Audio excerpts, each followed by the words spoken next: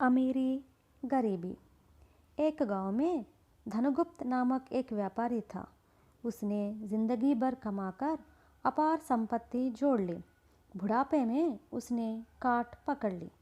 तब वह पछताने लगा, मेरी सारी जिंदगी केवल धन जोड़ने में ही व्यतीत हो गई है। मैं अपनी कमाई के द्वारा लोगों के काम में आने वाला कोई उपकार नहीं कर पाया।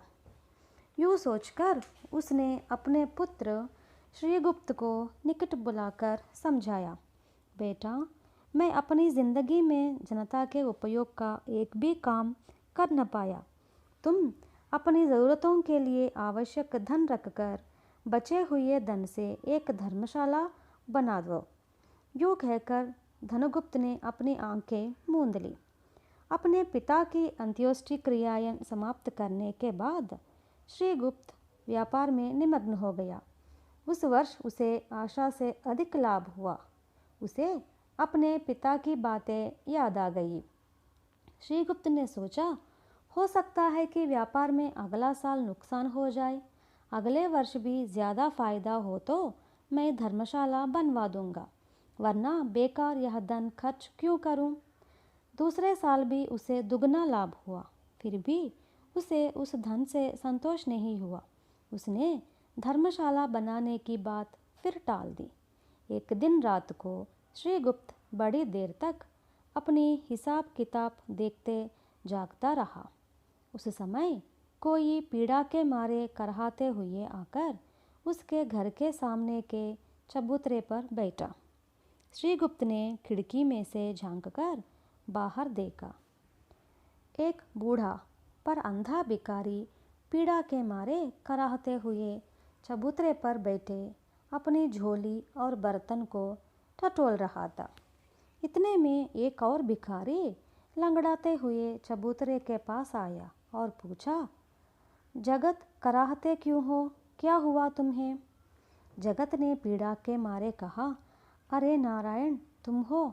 मैं तो अंधा ठहरा। सुबह भीख मांगने निकला तो पैर में कील गड़ गया।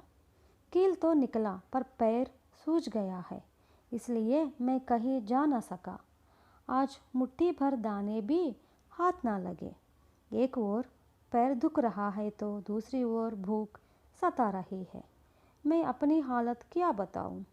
नारायण ने जगत के पैर की ओर देखा। वह खूब फूल चुका था। नारायण ने अपनी झोली में से बर्तन निकालते हुए कहा, मैं तुम्हारे पैर की पीड़ा को तो दूर नहीं कर सकता, लेकिन पहले खाना तो खा लो। यूँ कहते नारायण ने अंधे की ओर बर्तन बढ़ाया। तुमने भी कुछ खाया या पूरा खाना मुझको ही दे रहे हो? जगत ने आश्चर्य में आकर पूछा। दोनों में बराबर बांट लिया है। इस दृश्य को खिड़की में से देखने वाले श्रीगुप्त की आंखें खुल गई। अपने पास जो कुछ है उसे बांट कर देने वाली संपत्ति नारायण की असली अमीरी है, पर किसी को भी कुछ न दे सकने वाली उसकी स्थिति गरीबी की है। इसके बाद श्रीगुप्त ने उस रात को उन दोनों भिखारियों को अपने घर में भरपेट खाना खिलाकर आश्रय दिया।